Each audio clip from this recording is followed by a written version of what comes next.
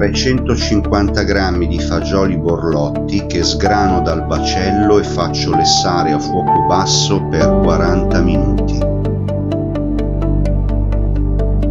Pulisco 5 pomodorini, 2 li trito finemente e gli altri li divido a metà, poi aggiusto di sale.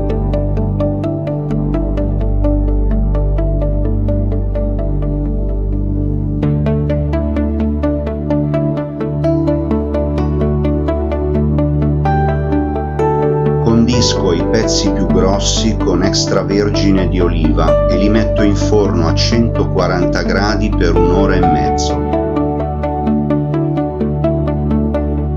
Pulisco mezza cipolla rossa di Tropea, la privo dell'anima interna e la taglio in piccole fette.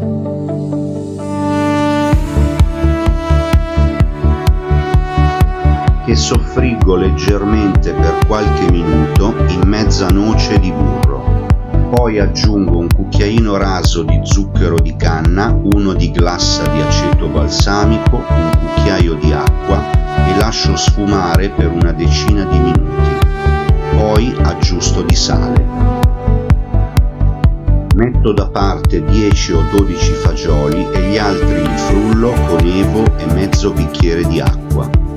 Condisco i fagioli interi con un filo di olio e un pizzico di sale. Filtro i fagioli frullati con un colino per ottenere una crema che faccio scaldare sul fuoco per qualche minuto. Taglio una fetta di pane rustico che sminuzzo a dadi con un coltello. E faccio tostare per una decina di minuti con un cucchiaino di olio di oliva.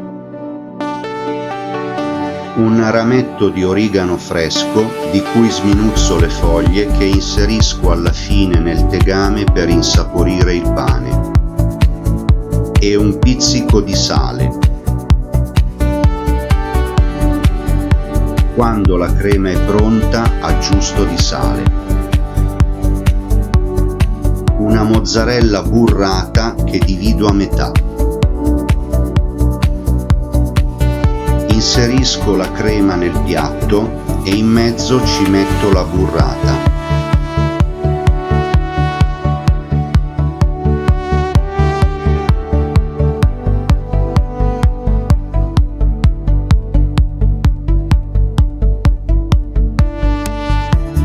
Poi distribuisco sulla crema la cipolla caramellata.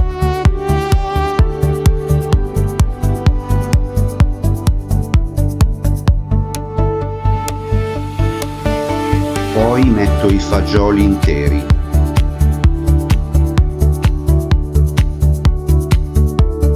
Sopra la mozzarella distribuisco il pomodoro tritato.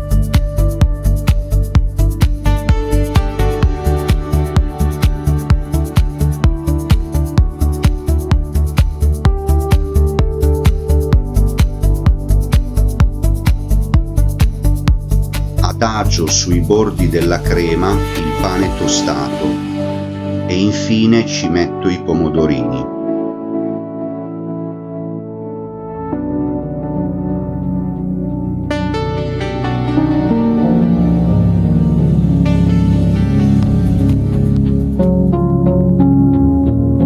Vellutata di fagioli borlotti con cipolla di Tropea caramellata e pane tostato all'origano fresco, in cuore di